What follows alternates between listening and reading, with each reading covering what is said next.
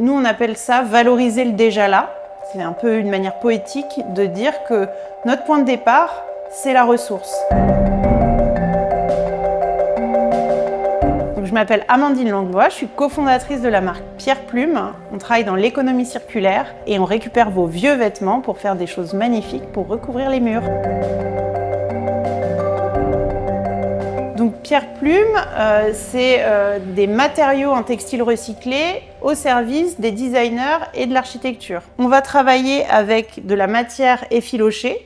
Cet effiloché, il peut venir soit de chutes de production textile, qui peuvent être dans l'univers de la confection, du matelas, ou ça peut être aussi des produits en fin de vie, des vêtements qui ont été mis dans les bennes de collecte, des peluches. Ici, c'est du recyclage de peluches roses. On vient l'effilocher et ensuite, on va le conditionner en plaques pour faire des panneaux de revêtements muraux pour l'architecture. Nous, c'est comme ça qu'on l'a pensé à la base, mais on se rend compte que les designers s'en emparent pour faire tout un tas de choses différentes et d'applications différentes. Comme par exemple du mobilier avec des paravents acoustiques, ou on a aussi de l'automobile qui vient nous voir pour des développements produits, par exemple. On est commercialisé depuis 2020. Et on remarque qu'en fait, dans cette dimension de transition écologique, les architectes sont de plus en plus à la recherche de matériaux éco-conçus, donc, et made in France, ce qui est notre cas. Donc du coup, il y a un vrai engouement en fait, pour cette typologie de matériaux et donc on est très content d'y répondre.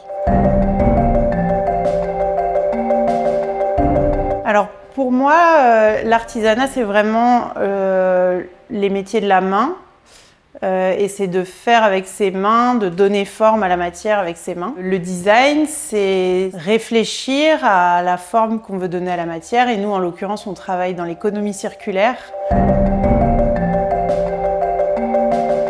Aujourd'hui, en fait, on a une vision d'économie linéaire, c'est-à-dire qu'on consomme, on détruit et on jette.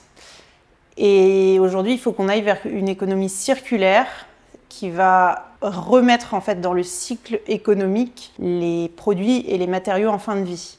Et ça demande un changement complet en fait de l'organisation de notre production. C'est ça le gros enjeu de la transition écologique.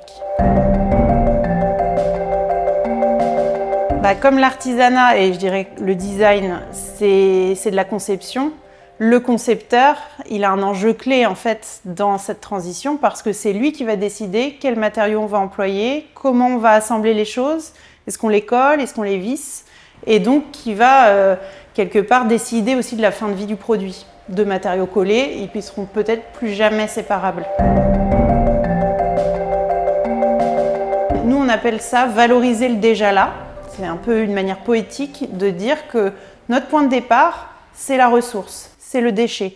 Et c'est bien l'observer, sa typologie, sa forme, sa quantité, pour essayer d'inventer des usages à partir de la ressource disponible qui sont pertinents. Là-dessus, on a travaillé sur du réemploi d'éléments d'avion pour faire des lampes, pour éviter que ça parte en Chine être détruit. Un matériau Pierre Plume à base de textile parce qu'il y a des montagnes de textiles à valoriser. Parce que traditionnellement, si on n'est pas dans une logique de transition, c'est une vision beaucoup plus verticale. Le créateur a une idée, il vient puiser dans les ressources pour voir émerger son idée à tout prix, je dirais. Nous, on part plutôt de la ressource et on fait émerger l'idée ensuite.